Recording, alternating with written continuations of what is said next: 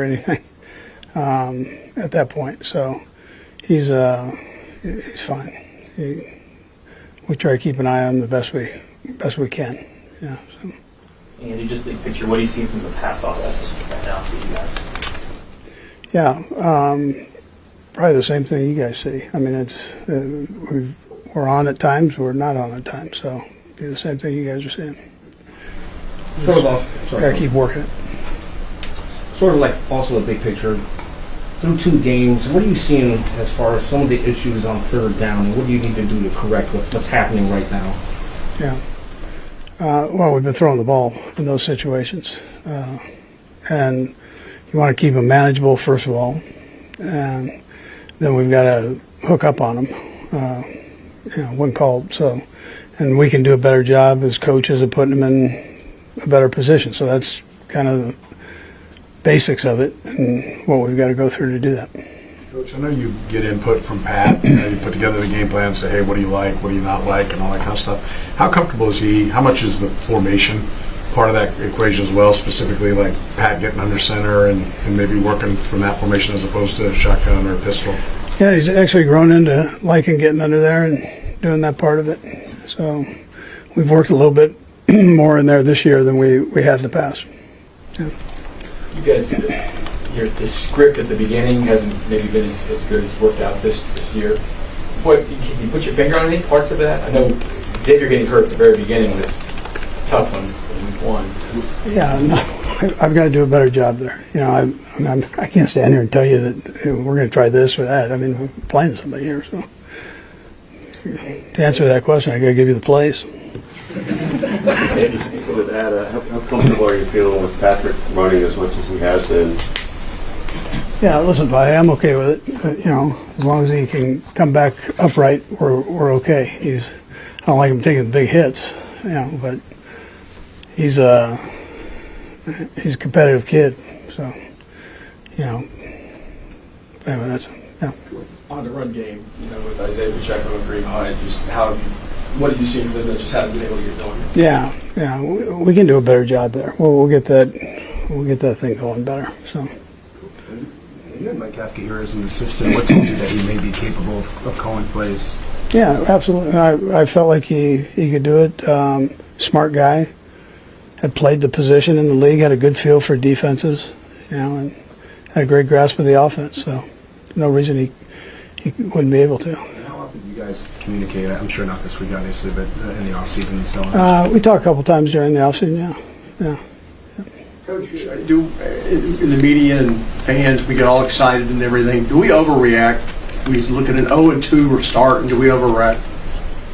Well, listen, we haven't won the game, so it's. I understand. I get it. But we keep pushing, and we'll keep pushing and working forward and see what we can do going down the road here. And when you guys are when you typically just focus on the next game, I'm wondering just because this is unfamiliar for you guys, is this something you address with the team at all? The start, just what the record is right now? No, I just try to fix the problems we might have, in all areas, including myself. So, that's what you have time to do. Be real with the guys. I'm not going to not tell them what I think, so communicate with them and try to work it out and get it right. Coach, there's some controversy going around the league right now, specific to Tom Brady on the Fox broadcast and co-owner of the Las Vegas Raiders. How much concern was that for you when you knew that he was going to be part of the broadcast team and he's getting to see your team from the broadcast point of view when he goes through production meetings? Yeah, I mean, listen, I don't know what he's doing for them, so I can't answer that. I mean, I don't know. He's done a good job as an announcer, I think, but I don't know that either because I really don't listen to it. Just being better at executing in some of those earlier moments in the game especially. I mean, there was guys open, obviously Noah early, but even more than that, just if I kind of sit in that pocket a little bit longer, trust those guys, get the ball to guys down the field, I feel like we can make some more explosive plays. And so that was stuff I scouted on myself. But no, we're going up against a good defensive team this week, especially that D-line. And so finding the right moments to take those shots downfield but not taking the negative plays as well. Patrick, when you said stay in the pocket longer. Is that something you frequently saw on tape, or just here or there? Just here or there, mostly. I mean, I think even some of the runs that I made, if I would have just stayed a little bit longer, I could have made some throws to guys and let them make some plays happen. And so, obviously, the runs work, and so you have success in the play and stuff like that. But when you look back on the tape, sometimes you want to make sure that you're going through the progression the right way.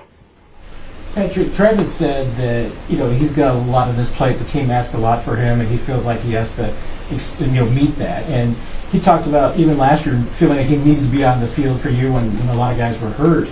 Do you feel like this team maybe sometimes asks for too much from Travis? And maybe load management, if you will, would help him be fresher. When to do it, when not to do it, protecting yourself, but still being a football player and a competitor. So I think that's it more than anything. And then Brad says to Taco Bell, so that does it for me too. Patrick, for you. The crowd was restless, the air thick with anticipation. Andy Reid stepped up to the podium, the familiar Chiefs logo shining behind him.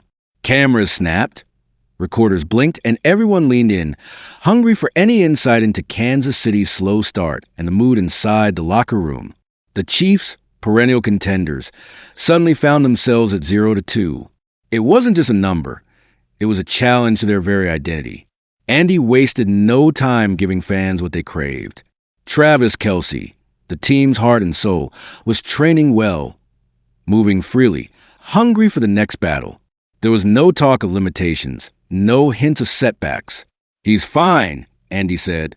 The room buzzed, pen scratching across notepads.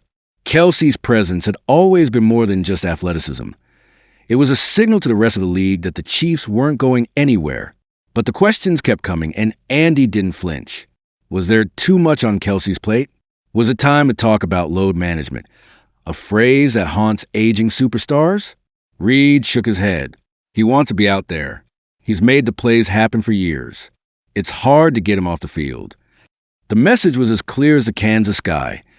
Great players don't run from the grind. They embrace it. The Chiefs' story, though, isn't just about stars. It's about the next man up. Wide receivers Xavier Worthy and Jalen Royals were clear to practice, and while their names may not yet echo through Arrowhead Stadium like Kelce's, they represent hope, speed, and the promise of new playmakers. Someone pressed Andy on the passing game. He didn't sugarcoat it. We're on at times. We're off at times. There was no hiding from the facts. The offense was a work in progress, stalling at crucial moments, a few inches or seconds away from explosions that never quite happened. "It's just execution stuff," Andy said.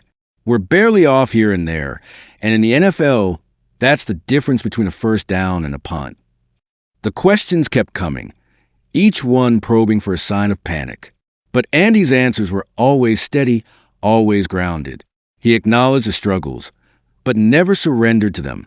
"We keep working, keep pushing forward as we go down the road here." Then it was Patrick Mahomes' turn. His presence filled the room, his eyes sharp with focus. He didn't hide from the truth either.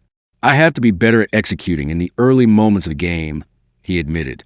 There was an honesty in his words, the kind that only comes from a leader who's tasted both glory and defeat. Mahomes talked about trust, staying in the pocket a little longer, letting plays develop, having faith in his receivers. He wasn't pointing fingers. He was pointing the way forward. "Those little things matter more than ever," he said. "You have to focus on the details and set the example on the practice field." It was a message not just for his teammates, but for every fan watching. Winning had sometimes masked cracks. Now, with adversity looming, the Chiefs had to rebuild brick by brick, detail by detail. Reporters asked about the pressure, about how it felt to be questioned, doubted, analyzed by fans and media alike. Andy's response was classic Reid, steady, unfazed. He understood the expectations.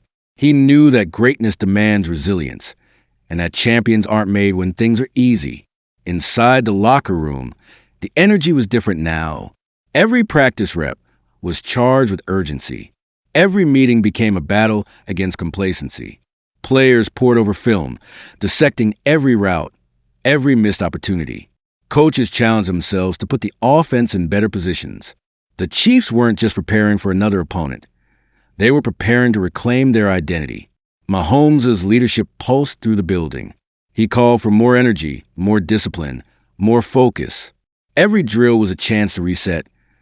Every play a chance to rewrite the story. As the week went on, frustration gave way to determination. The Chiefs were sharpening their edge, refusing to let setbacks define them.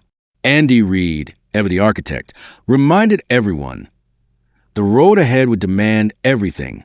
The culture he'd built, from the star quarterback to the last man on a roster, was one of resilience. Keep working.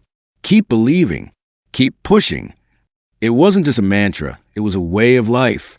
As practice ended and the reporters filed out, the message inside Arrowhead was unmistakable.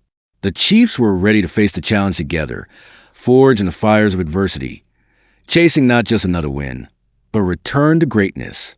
And for anyone watching, one thing was clear: the story of the season was just getting started. If you want to feel the pulse of the Chiefs as they fight through every twist and turn, don't look away now. The next chapter promises to be unforgettable.